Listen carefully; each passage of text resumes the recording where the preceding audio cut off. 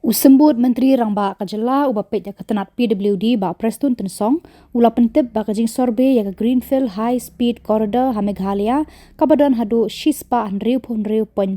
kilometer kalaya chat menta bat kelajandap hakijaka jongkari boy khasi hills bat kumju ha West Giant Hills. Hakajing ekran bat kilar pathai Khubor uba Prestun ula Pyntip baki kemi lenti baswa ban kut usnam kinla ban pendap no ya Jingsorbe ha East Giant Hills ru kumju.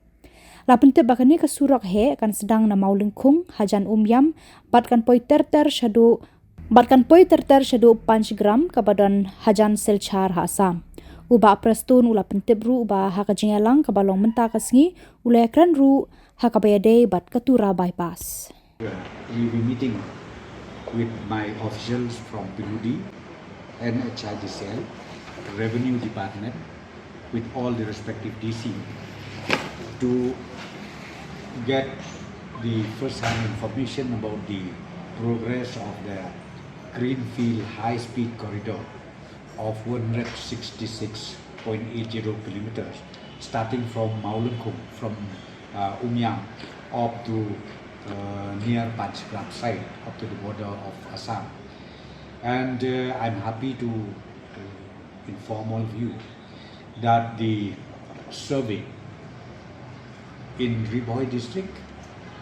Khasi Hills and West Giant Hills is more or less completed, and the notification of the Kala is also now in the stage of notification, and that is starting from the 3A section of this NH Act acquisition. So I'm very sure maybe by end of this year we will be able to complete even the East Giant Hills, because see what happened was in East Giant Hills we have a lot of challenges because the topography is very deep inside and people has to walk maybe 2 hours, 3 hours, 4 hours, so it takes a lot of time. And not only that, because of rainy season, that also one of the challenge. But I am sure NHIDCL along with the district administration, they'll be again on the job from first part of October, and I'm very sure they'll be able to complete this survey, the detailed survey of this alignment will be completed most likely by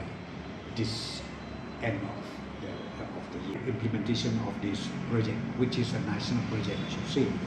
166 kilometers is not a joke, and even the total sanction amount is, I think in the northeastern state, it is one of the highest, 22,864 crores. So this is what we did the review meeting today of Tura bypass. Again, this one also, we are in the final stage of publication of the 3G,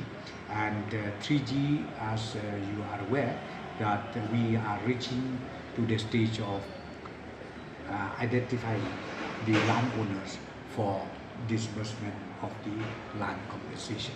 So everything is on track, and I'm very sure again within this year we will be able to disburse the land compensation in the bypass, Tura bypass ultimately.